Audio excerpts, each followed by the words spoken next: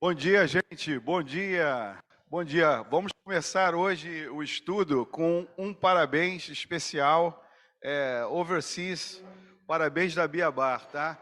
E a gente vai cantar o parabéns porque a Bia merece e nós também merecemos, porque tem um bolo aqui hoje e a gente já vai comendo o bolo enquanto o parabéns ocorre. Então, oi. E do Vitor Dueck, claro, porque eu não vou falar, são duas pessoas, do Xará Vitor Dueck. Vamos ver se esse fogo acende. Acendeu. Parabéns pra você nessa data querida. Muitas felicidades, muitos anos de vida. Parabéns pra você nessa data querida. Muitas felicidades, muitos anos de vida. Olha, saúde e vida longa, só coisas boas para Vitor Dueck, para Bia e para todos os aniversariantes que não foram citados. Gente, vamos lá. Também, olha, tem mais um aqui esquecido. Bom, vamos fazer aqui o estudo hoje com a Ana Grilo Balaciano, tá? A Ana aceitou o convite de fazer a Paraxá Vaikra. Ana, para quem não conhece, a Ana, ela é uma super ativista aqui da área, trabalha em várias comissões, é a coordenadora da Comissão do Diálogo Interreligioso e Interétnico, trabalha na CIM e é conselheira eleita da área. A Ana realmente a sua camisa da área assim de uma maneira fora de série. A Ana também, ela tem umas formações bem interessantes que vale a gente sempre colocar, afinal de contas, foi um tempo que ela gastou para se formar nisso tudo. Ela é arquiteta pelo Fundão, pelo FRJ, ela tem doutorado em educação com foco na área de História e Cultura pela USP, e ela tem doutorado também em Ciência e Educação com foco em Pesquisa Biográfica e Memória e Identidades pela Sorbonne de Paris. Tá? Bom, então, se com todas essas qualificações, a gente... Não, Ana, tranquila. Pode fazer normal. Então, por favor, vamos falar de Vaikra, abrindo um livro hoje. Bom, primeiro, bom dia a todos. Agradeço ao Vitor pelo convite, tá? Vamos começar, então. Vaikra é o terceiro livro da Torá de Levítico, né? Quase todo o livro se passa no santuário portátil, no tabernáculo ou tenda da reunião, onde Deus falou com Moisés, dando-lhe instruções para serem transmitidas ao povo de Israel. Basicamente, a Parashat Vaikra, ela trabalha, como é que se diz? Ela se fundamenta nas leis do sacrifício, né? Durante mais de 1000 anos, os israelitas e depois os judeus costumavam oferecer presentes a Deus, assim como está escrito no Plaut. Então, carnes, partes de outros animais, grãos e gêneros alimentícios eram oferecidos. A maior parte das oferendas dos sacrifícios eram consumidas pelos sacerdotes ou por quem fazia as doações. Agora, é interessante a gente pensar que o sacrifício ele era necessário, adequado, ele tinha que ser realizado com sinceridade e com respeito às leis da Torá. Então, a gente verifica nas ofertas, né, de carne, o abate como teria que ser feito. Ele teria que ser feito de acordo com todas as leis da Torá. Hoje, para o pessoal mais novo, né, é praticamente inimaginável a gente pensar nessas questões, né, porque a gente conhece a carne que já vem toda higienizada, embalada nos mercados e tudo mais. Mas nos séculos e séculos passados, essas questões elas faziam parte do cotidiano. Para quem é um pouco mais velho, deve se lembrar de que, né, nos bairros existiam os famosos galinheiros, né? Eu me lembro que eu morava na Tijuca e tinha vários galinheiros e que a gente convivia. Pode ser que ainda tenha. Na usina é capaz de ter ainda. Na usina é capaz de ainda ter. Então, a gente convivia com, como é que se diz, era um universo que fazia parte do cotidiano das pessoas. Bom, então, nesse tempo muito passado, né, como diz o Plaut, as pessoas ficavam realmente perturbadas por terem causado algum dano à pessoa. Então, a gente pode pensar nas confissões de Yom Kippur, que é uma parte do livro de Levítico, mais ao final. Esse nosso agora aqui está tratando especificamente como é que se diz, dos sacrifícios, né?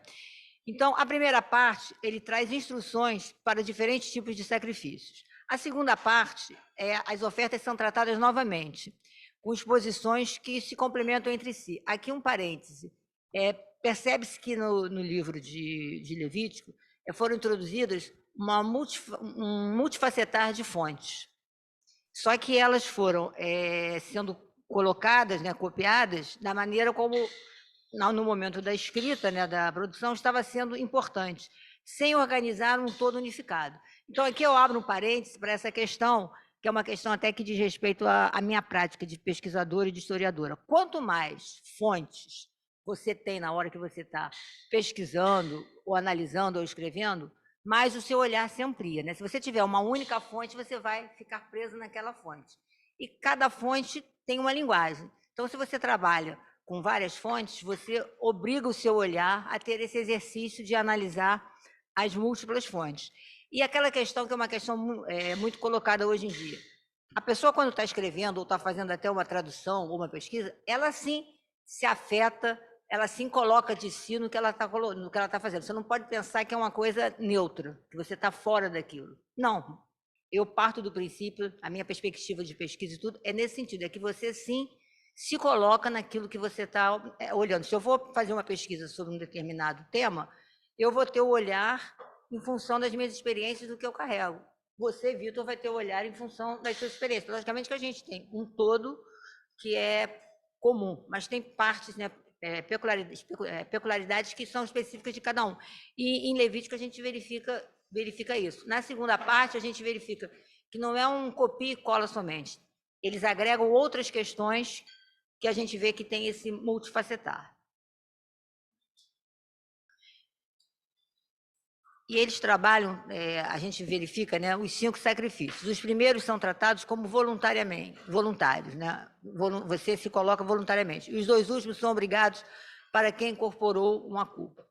A lei não permite praticar, e é uma questão importante para a gente pensar nos dias de hoje, a lei não permite que você pratique de modo liberado algo errado e que depois se resolva com sacrifício. Então, você tem que pensar que essa questão do sacrifício é realmente para questões,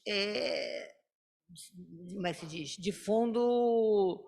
Não é qualquer questão que você vai colocar que você tem que sacrificar. Você tem que pensar realmente, você não vai sair deliberando aí qualquer questão ou agindo de qualquer modo, porque depois isso vai ser resolvido com sacrifício. Não é por aí.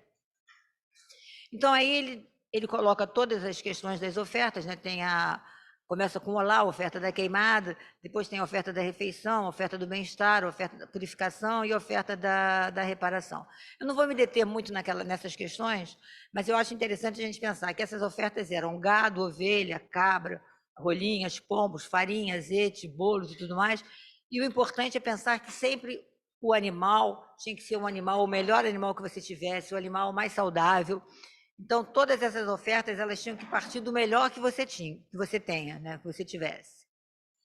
Eu acho que esse é um ponto que a gente tem que pensar. E na página 665 do Plaut, ele tem uma questão lá que diz: toda gordura é do Eterno, lei perpétua, através de gerações em todos os locais de moradia, e não deve ingerir nenhuma gordura e nem nenhum sangue. Então, quer dizer, ele coloca, o mesmo parágrafo que tem na primeira parte, mas nessa segunda parte ele coloca já essa observação aqui, que eu tomei como exemplo, que fala da questão da gordura e do sangue, né? É interessante também perceber que nesses sacrifícios ele coloca o sacrifício quando é o sacrifício do sacerdote, tem um modo de agir, quando é o sacrifício da liderança da comunidade, tem um outro modo de agir, e o sacrifício é ofertado também sempre na ordem direta dos seus recursos. Então, se você tem parcos recursos, você faz uma oferenda que aí seria da farinha, dos grãos, né? Se você tem mais recursos, você faz do gado, mas sempre pensando que dentro desses recursos seus, você tem que ofertar o melhor que você tiver.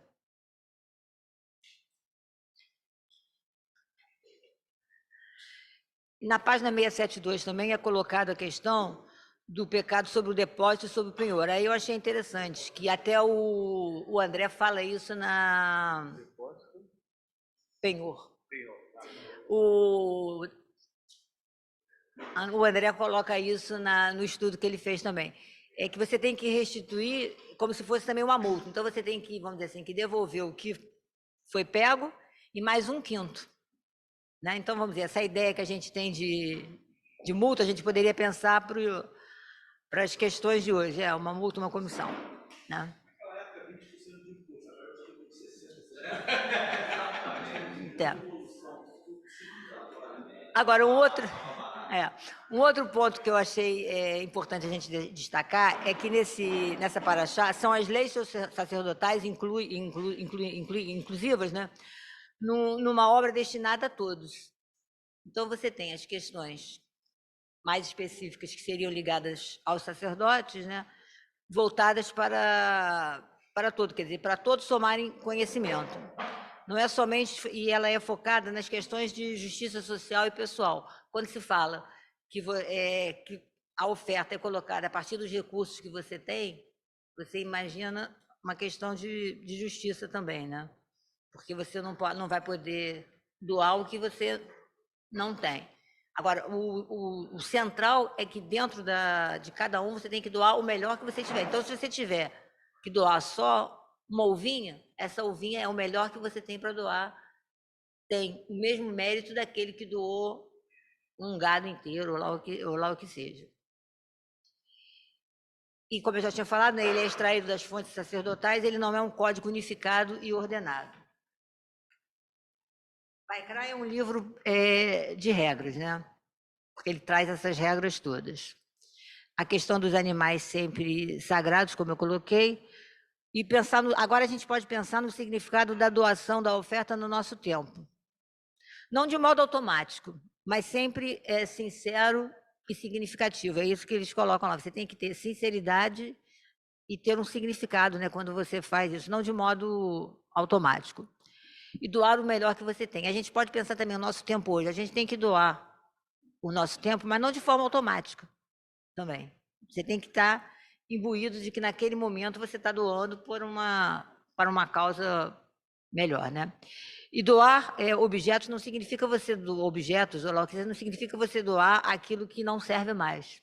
Significa você doar aquilo que você de repente tem demais e que o outro não tem e que você possa doar e que o outro possa fazer um bom uso daquilo, né? Até tem uma série de questões que a gente coloca nos livros, né? Os livros os livros são para serem lidos. Às vezes a gente tem uma infinidade de livros em casa, nas nossas bibliotecas, nas nossas estantes, que já foi usado num tempo, cheio de poeira, e por que não se fazer algumas doações desse material para que outros possam, né, tá com conhecimento, né? E agora uma questão que eu coloco, porque a Paraxá começa com chamou a Moshe, Adonai lhe falou.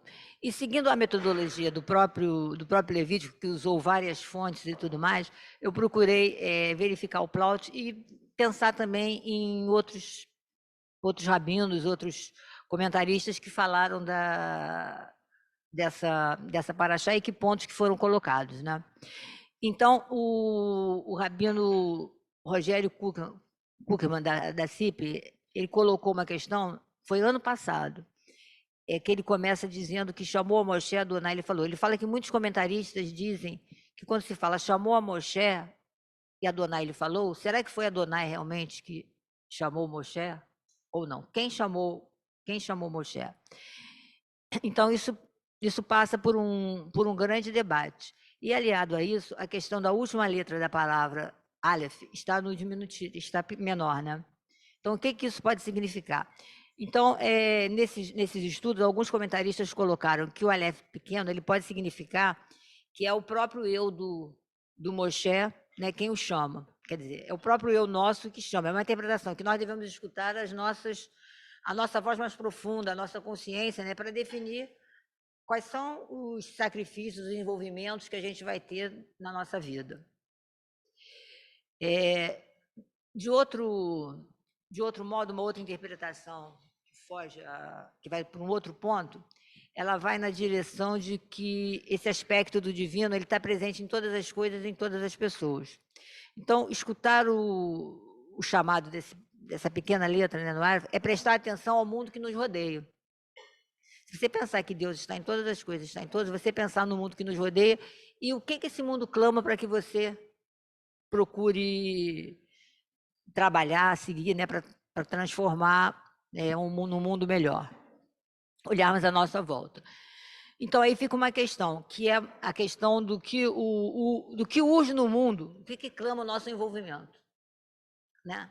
A gente vive, vamos dizer aqui, praticamente no mesmo contexto, né? Mas cada um com as suas especificidades, e vamos fazer uma reflexão do quais são os gritos que a gente está escutando, e que a gente tem que tentar trabalhar esses gritos, né? Para que a gente tenha sempre uma sociedade, já que se falou numa sociedade justa, né? Que a gente possa pensar nessa sociedade melhor.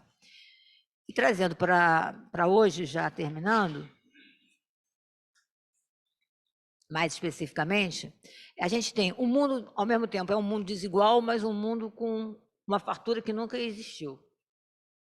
Tanta gente com fome, mas fome, não só fome de alimentos, fome de tantas outras coisas que a gente poderia aqui rapidamente elencar. E como é que nós nos envolvemos com todas essas questões? Como é que nós nos doamos para essas questões? Como é que a gente doa o nosso tempo? E também no caso privado, como é que você doa o seu tempo? Você doa o seu tempo, aquele que trabalha ininterruptamente 24 horas, como é que ele doa o tempo para ele próprio, para casa, para a família? Né? E como é que a gente doa esse tempo também para o mundo maior, para a sociedade? Qual é o grito que a gente escuta? Ou quais são os gritos?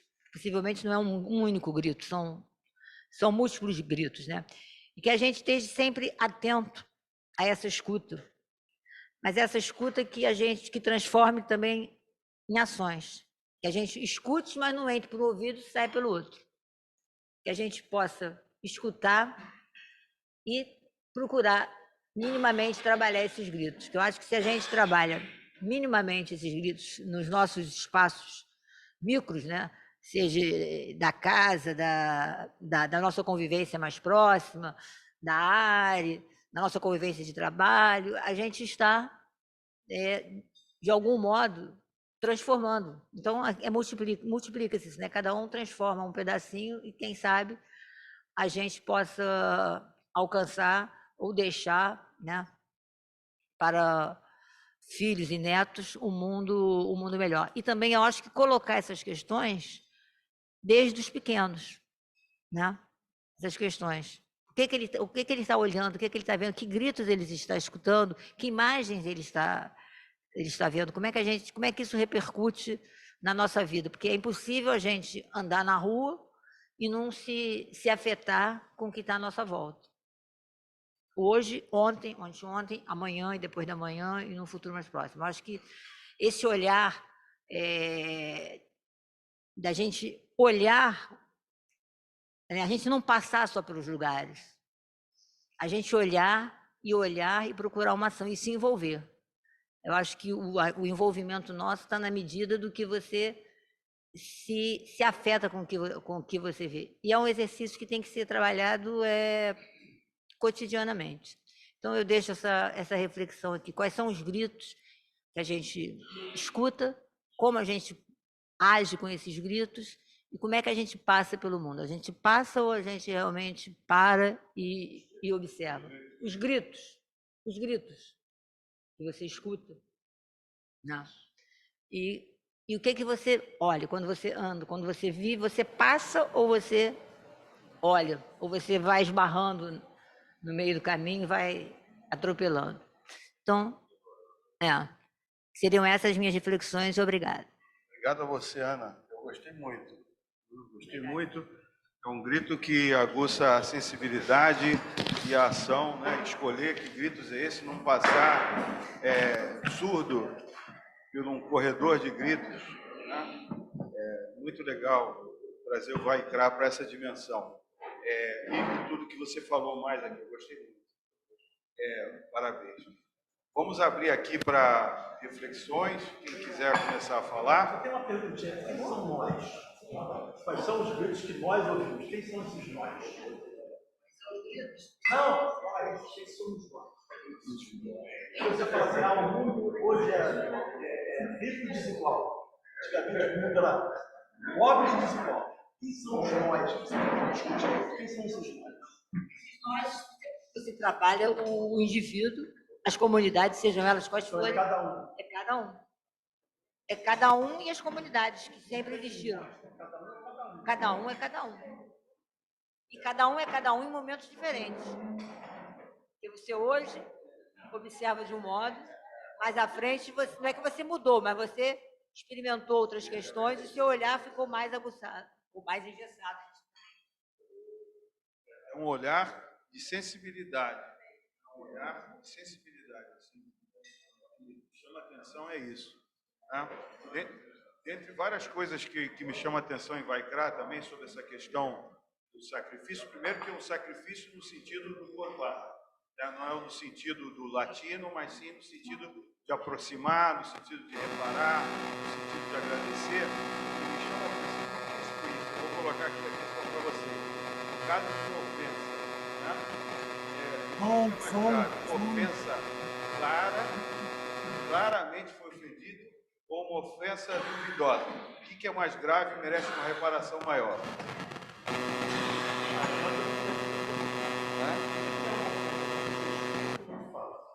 Já é outra questão.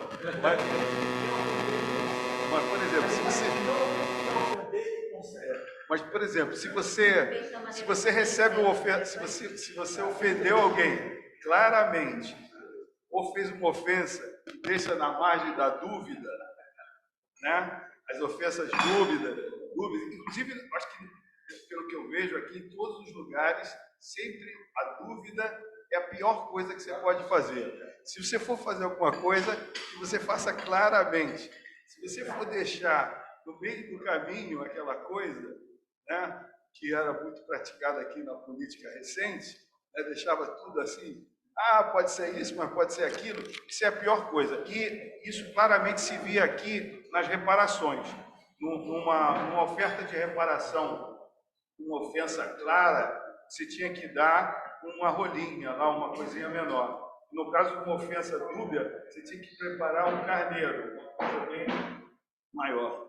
E me chama a atenção isso, que dentro da nossa ética, se for fazer uma coisa errada, seja uma coisa errada mesmo, e não uma coisa que usa a dupla interpretação, e fica a dúvida, etc. Isso é uma traição da própria ação ruim. Né? Bom, tem várias outras coisas, deixa, Avon, né? Não sei se vale a pena a gente falar de todas essas situações, também são muito interessantes. Por exemplo, o ret é aquele que você erra o alvo, né? Você tenta fazer uma coisa certa, ou tenta não fazer a coisa errada e erra. Né? Então, tem uma coisa assim, menor. O deixa é aquele que volta mesmo. Você sabe que está errado, você vai fazer errado mesmo, inclusive você está desafiando até Deus. Né? O Avon é uma coisa que você faz porque é incontrolável, né? Mais forte do que você. Né? São as coisas ligadas talvez aos prazeres da vida incontroláveis. Enfim, mas o melhor dessa história toda é que a gente não mata mais os animais. Né? Então, graças a Deus, a gente não mata mais. Mas os pecados e as situações todas estão aí ainda, e a gente pode ainda classificar e pedir reparação de outras maneiras, e agradecer, etc. Não mata no tempo. Por que não mata animal?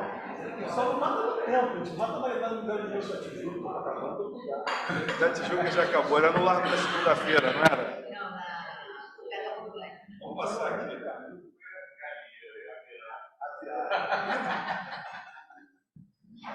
Eu queria saber se existe algum lugar dos mandamentos todos, da Bíblia, da história, Deus falando assim, não, vocês têm que matar um animal para mim, um maior, um menor. Eu simplesmente, os homens inventaram isso e começaram a fazer isso achando que ele estava satisfeito com isso. Está na Torá. Estava dizendo assim, matem um animal para mim. Ele fala, coloca-se que não, como é que se diz, que não é para mim Deus. Não é isso? Tem um momento que ele coloca que a gente encontra isso aqui no próprio Plaut, nos comentários. Não é isso, Sérgio? Matar hoje estaríamos indo contra uma regra.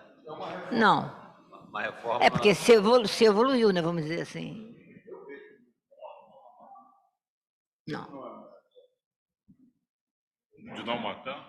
É de ter deixado essas coisas todas. Não é uma reforma, porque Está ouvindo aqui? Porque depois que o templo foi destruído, eu acho que foi o maior paradigma do judaísmo, foi a destruição do templo, né? E aquele rabino, qual é o nome? Yohanan Ben Zakkai, né? Falou assim, agora a gente vai ter mais sacrifícios, mas a gente vai ter não exatamente com essas palavras, o judaísmo rabínico. O que é interessante é que na época da destruição do templo, teve gente que gostou que não ia ter mais sacrifícios, que foi desobrigado, né, das obrigações. Daí eu li um comentário, do rabino Teluskin, ele fez a pesquisa. Então, não é casual o não sacrifício, aí foi uma decisão de um momento da destruição do templo. Agora, o que eu acho interessante é que na ortodoxia se acredita na ressurreição, na construção do templo, né? Quando o Mashiach chegar. O que eu me pergunto é qual percentual da ortodoxia de fato acredita que vai voltar a ter sacrifícios. A maioria fala assim, o Mashiach é algo que existe para não chegar. Escutou junto. Eu estou te relembrando.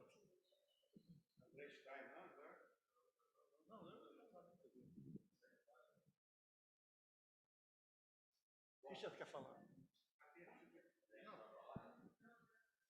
Não?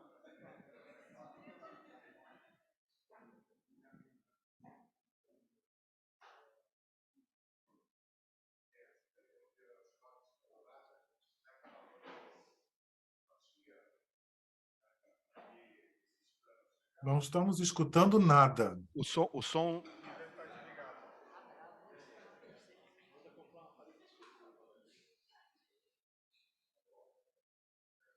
Agora sim? Agora sim? Não, então vamos levar esse aqui. Então usa esse. Alô?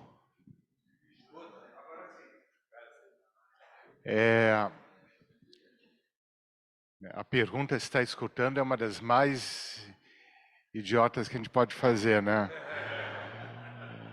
Pode falar, está escutando bem, aí já fica inteligente. Mas olha só, como...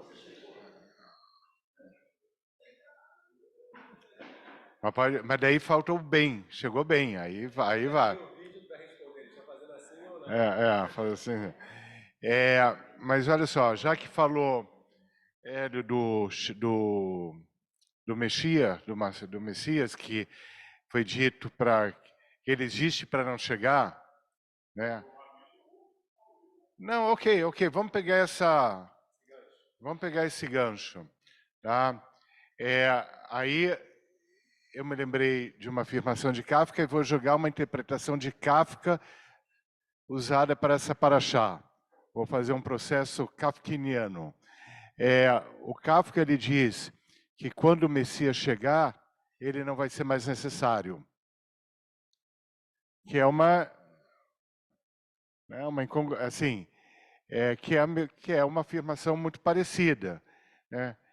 Quando o Messias chegar, não vai ser mais necessário. Então, de alguma maneira, para o Messias não chegar, né? Esse é um primeiro ponto. O segundo,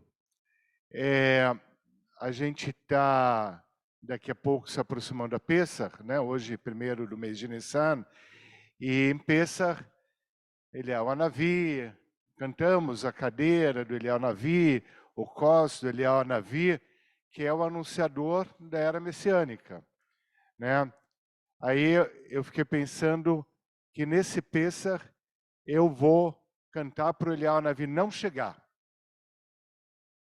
né? Até porque esse messianismo dá toda essa balbúrdia é uma palavra muito leve, que está acontecendo.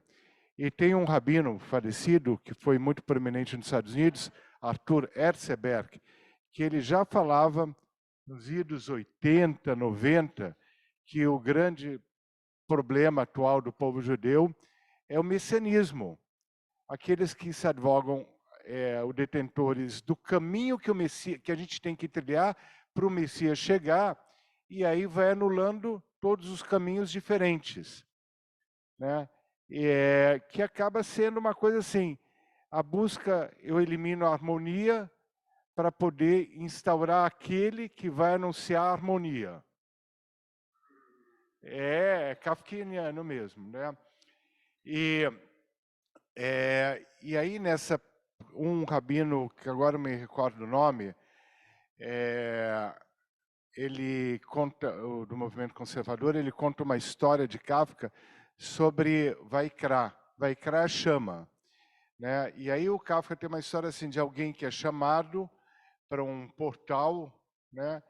E na hora que está nesse portal, o gatekeeper, o guarda do portal, impede da pessoa entrar.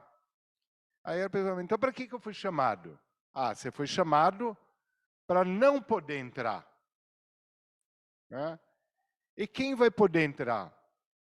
Todos que foram chamados. E quem foi chamado? Você.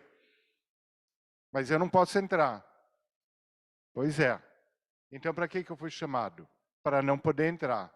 E aí fica nesse jogo bem kafkiniano, que é o exercício da Kafka da burocracia e do poder manipulativo.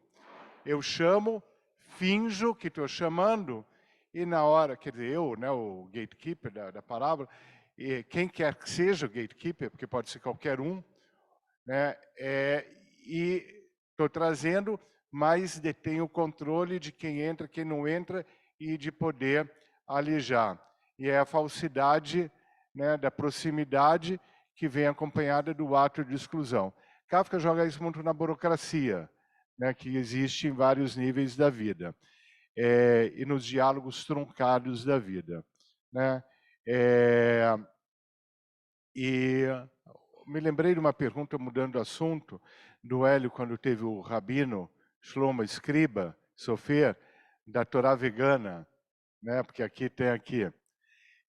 Eu não quis na hora comentar, porque ele é assim, mas no Yom Kippur, tá?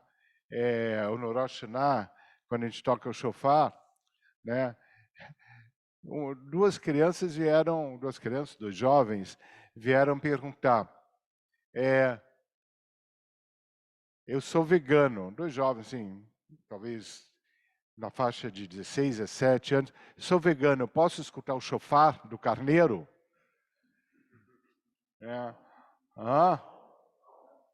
Não. Não, mas a questão assim... Não, mas assim, porque o shofar, na visão dele, matou o animal, né?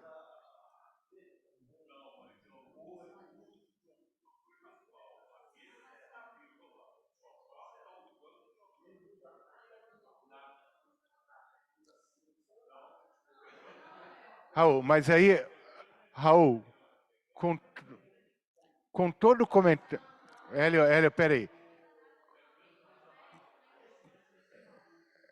Com todo comentário que a gente pode fazer, não vamos eliminar a curiosidade motivada por algo que essa pessoa vivencia. Acho que é isso, tá? Naquele momento eu nem sabia o que responder, né? Depois eu pesquisei, né? Como é que se lida com isso.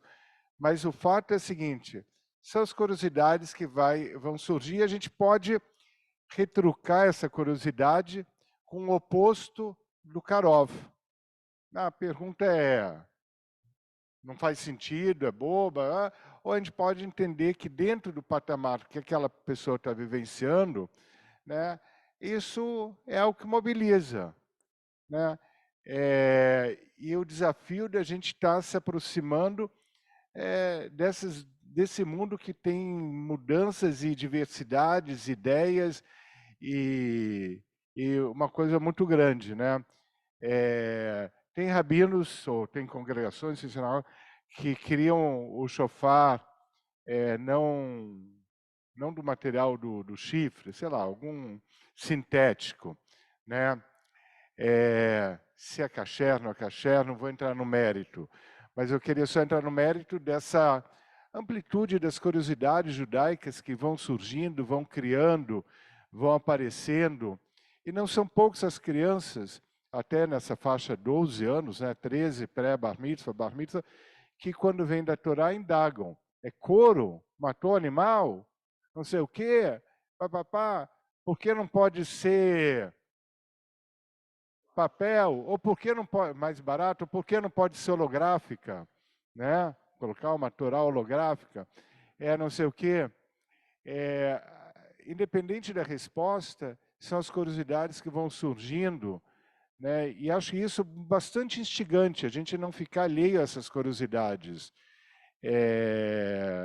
Acho que isso é bem legal, porque se a gente fica alheio, a gente está um pouquinho que nem nessa parábola. Vem, traga a tua pergunta, mas eu retruco a tua indagação, né? E mesmo que, então, acho legal a gente ter essa dinâmica muito forte. E, né, até eu me lembro alguns anos atrás, né, teve não foi na Parashá Vaikra, mas foi do livro Vaikra, um garoto falou assim, quando leu a tradução, falou assim, não entendi, mas tudo que eu consegui entender, eu não gostaria de ler essa Parashá no meu bar mitzvah. Né? E aí, como é que a gente faz isso? Né? Daí tem que interpreta, reinterpreta, retraz, e dentro dessa interpretação, eu vou concluir aqui, tem um pensador que viveu no final do século XIX e XX, Shlomo Ansky, que ele viveu no mundo ortodoxo, também no mundo da Escalá, do iluminismo. Ele interpreta isso assim, quando eles faziam as oferendas de animal, o que estava sendo dado era todas as posses, a posse. E hoje em dia, quando a gente faz nossas oferendas, o que a gente está dando? A gente dá o nosso tempo, que é a nossa riqueza, a gente dá alguma parcela dos nossos recursos que tem proporcionalidade à riqueza que representava para os antigos um carneiro, um boi, etc. Então, o Shlomo Ansky, ele falava assim, vamos esquecer o objeto não, vamos esquecer o animal. Vamos ver o que representava. Representava a posse, a riqueza das pessoas. Né? E hoje, que parcela da gente dá das nossas posses? E as posses são, de um lado, materiais e, de outro lado, os intangíveis, como o tempo, dedicação, trabalho, voluntário, blá, blá, blá, blá, blá, blá. Então, também, eu acho esse texto do Shlomo Ansky, na verdade, é usado para interpretar o serviço de avodá do Yom Kippur, né? Aquele Kohen Gadol, dos carneiros e tudo. Mas ele também pode ser utilizado para interpretar a parcela do livro Vaikra. Se a gente fica nos animais, a gente afasta da nossa realidade. Mas se a gente ficar na essência do que eles estavam dando só possessão, só riqueza, né? Para a comunidade, para Deus, etc., como a gente julgar. E hoje fica a pergunta para a gente, qual é a nossa oferenda, a nossa dedicação. Então, um emaranhado de ideias aqui que eu passei. Rabino Sérgio, obrigado. Olha, gente, aproveitem quem está no online. Hoje tem, olha, Suíça, Estados Unidos, Israel, Laranjeiras, enfim, tem muita gente aqui. Podem falar, por favor, a gente está com a estrutura para escutar vocês, tá? Dweck quer falar também, aproveitando que está aí do lado? Eu queria... Então, Hélio, vai o Hélio aqui do meu lado. Então, Rabino, está ouvindo aqui? Certo. Eu me lembro, isso aqui já tem uns 15 anos, uma prédica sua, em dezembro, na Parashá, eu não me lembro o link, mas na Parashá da escada, que os anjos subiam e desciam, né, com Jacó, e você fez uma referência dizendo, falando sobre esse tema, que a coisa mais importante que alguém pode usar é o tempo, porque o tempo ele não retorna. Os recursos que não são temporais, a gente pode até serem mais ilimitados. E o tempo é limitado. Não sei se você se lembra dessa prédica, mas eu me lembro. Exatamente com esse conselho. Tem 15 anos, mais ou menos. Mas essa ficou gravada, a mensagem. Olha só, vamos passar aqui a Ana de volta, né? E o André Stein quer falar? Online ninguém quer falar. Lorena, olha, eu sempre esqueço aqui do Carlos e Benilson, que sempre estão aqui presentes no Milhano Online. Então, fazer uma menção aqui à presença de Lorena, do estado de São Paulo. E vamos passar aqui a Ana e a André Stein está com o microfone, né, André? Então, por favor, André. Não, a gente estava quase saindo aqui da Paraxá da semana, né? Já estava dando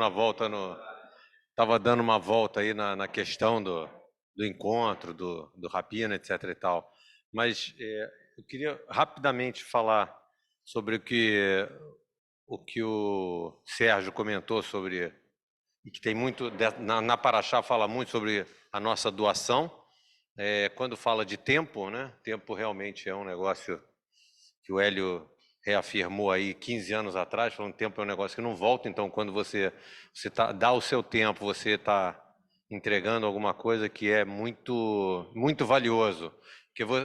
Porque você dar uma camisa, você vai na loja e compra outra camisa. Você dá o seu tempo, você não vai em lugar nenhum para comprar seu tempo, para comprar mais tempo.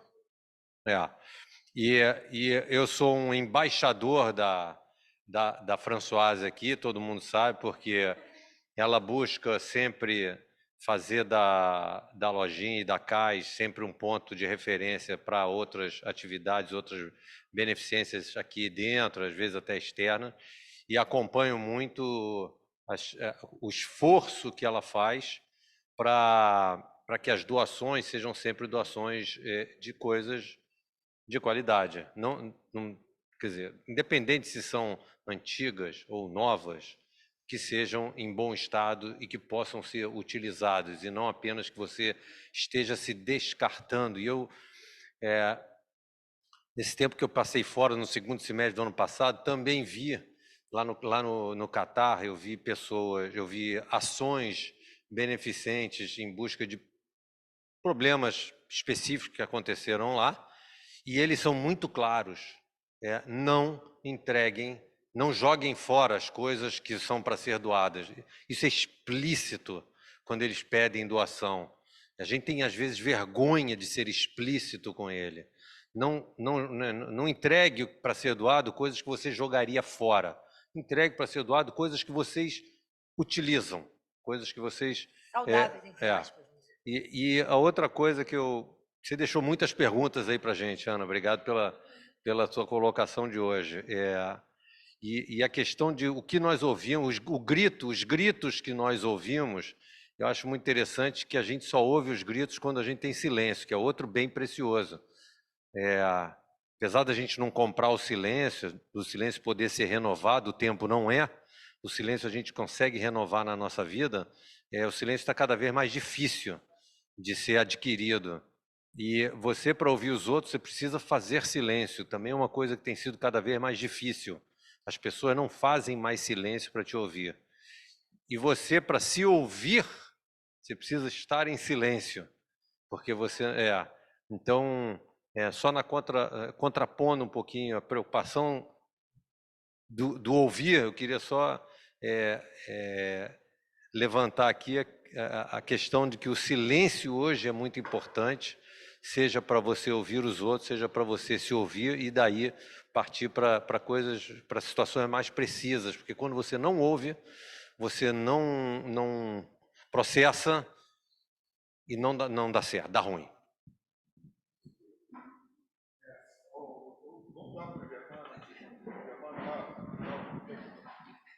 Bom, eu ia realmente ficar calado. Hoje a gente teve muitas colocações. Eu fico realmente satisfeito e não vejo importância de, talvez, externar o que eu penso sobre o trecho da Paraxá. Eu agradeço o que você colocou, mas eu vou só acrescentar resumidamente, o que eu penso sobre Vaikra. As disposições de Levítico se referem ao seu propósito geral, manter a santidade do povo israelita. Para isso eram feitos sacrifícios. E a santidade é compreendida não somente em termos de pureza cerimonial, mas especialmente em termos de justiça pessoal e social, conforme você colocou. O que me impressiona é que, ao longo da história judaica, eu vou entrar na nossa Haftará, que lemos na Haftará dessa semana que o profeta Isaías prega confiança inabalável de Deus com um povo totalmente exilado na Babilônia. Esse esforço enorme de manter esse ideal humano na história judaica, ela é muito dura. Ela não tem ajudado muito. Mas eu vou terminar simplesmente colocar numa decisão da Corte de Israel, que até hoje é uma discussão que eu fico pensando como é que a gente consegue essa santidade do povo judeu. A decisão foi a seguinte: o racismo é completamente contrário aos valores fundadores do Estado de Israel e nós, como judeus, temos uma obrigação particular de combatê-la sem fazer concessões. Como judeus que experimentaram tanto ódio ao longo dos anos, cabe a nós usar nosso passado para criar um futuro melhor. Essa é uma verdade que em Israel hoje é uma disputa violenta. Hein? De quem que é? É da corte. Ela foi celebrada em 2019 na Suprema Corte de Israel para desqualificar Michel Ben-Ari, um conhecido incitador racista, de concorrer ao Knesset.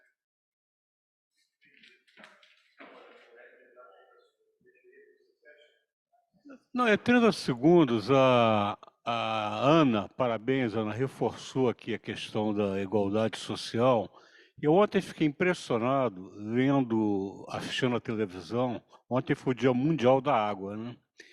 E no mundo tem 1 bilhão e 700 mil pessoas que não têm água potável. E no Brasil tem 100 milhões de pessoas que não têm esgoto.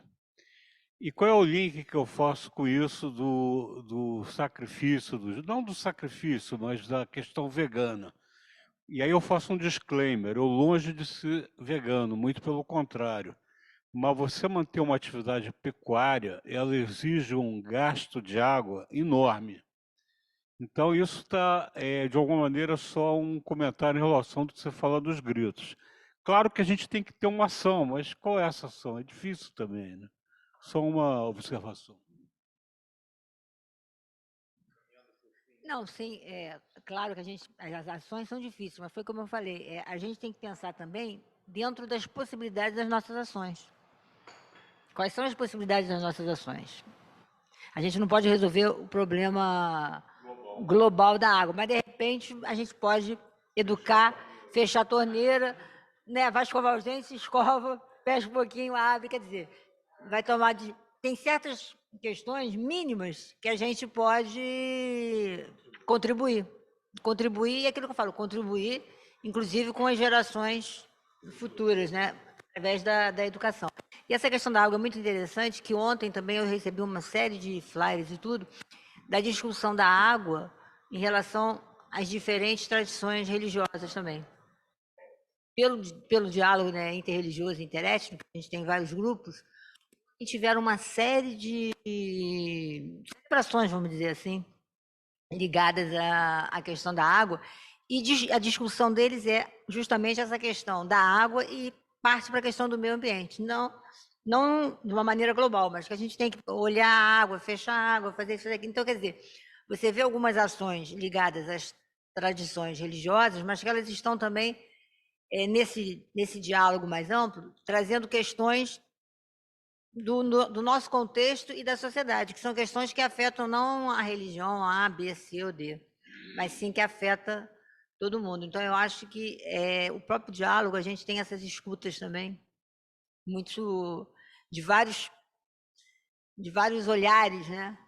para as questões não só religiosas, mas as questões do mundo que a gente pode tentar, de alguma forma, minimizar e se envolver, né? Já que a gente está aqui, a gente tem que tentar se envolver. Mas eu acho que vai também dentro do nosso horizonte. A gente não pode ser o do global, mas a gente pode ser o mínimo. E só para finalizar, primeiro agradecer ao Vitor e a todos vocês. E eu acho que a questão, o que fica para mim mais dessa paraxá é a questão da, como o Sérgio colocou ali, e eu coloquei rapidamente, é a questão do tempo. Eu acho que a doação do tempo é aquela história. Eu sempre coloco, quanto mais coisas a gente faz, mais tempo a gente tem. É uma máxima que eu procuro seguir e passar até em casa, porque a gente tem que sempre tentar driblar o nosso tempo e ser com significado, né? Às vezes, 5 minutos. Oi?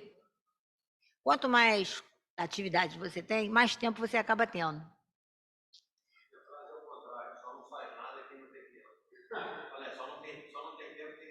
Pois é, então chegamos à mesma. E eu acho que, como é que se diz? Que é por aí. Então, e a gente encontra o tempo e vai nos dando a possibilidade da gente entender que o nosso tempo aqui não é só o tempo que a gente está aqui, né? É o tempo que a gente transborda para frente, para o futuro. Obrigado, bom dia a todos. Bom dia. Bom, Ana, então, mais uma vez, obrigado, né, por ter aceito, por ter levantado tantas reflexões, tantos, né, chamados, né, tantas baikrots nas nossas cabeças. E, enfim, eu queria aqui, né, fazer mais uma vez a menção ao aniversário da Bia.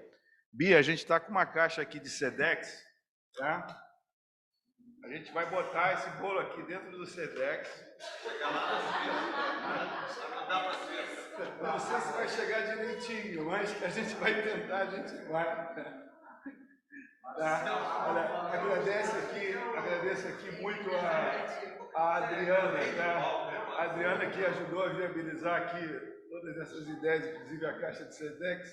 E enfim, o Dueck não está mais aqui, mas é um prazer ter o Dueck aqui, fica assim muito bem registrado, o Dueck é muito querido também, e que seja assim um belo dia para vocês de aniversário. Ana, obrigado, vamos aqui seguir. Shabbat Shalom, boa quinta-feira, tudo de bom. E vocês do online não estão falando, está errado. Por favor, vocês têm que falar pelo menos oi. Charles está lá, não fala nada, poxa vida, tá? Então vamos até semana que vem. Tudo de bom.